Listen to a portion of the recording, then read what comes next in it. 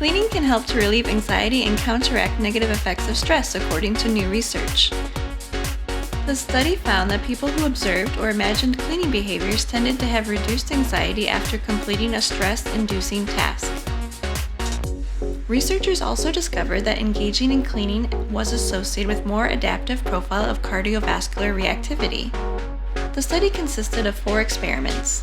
It included more than 3,000 participants from the United Kingdom, the United States, and Canada.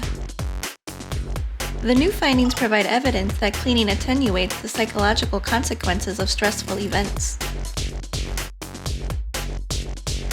The lead author of the study told PsyPost, "When we engage in cleaning behavior, it involves separating residues from our body.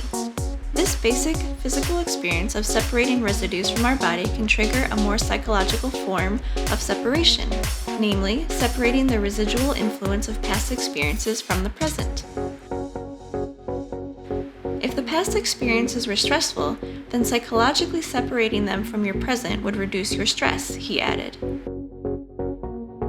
The study was published in Social Psychology and Personality Science.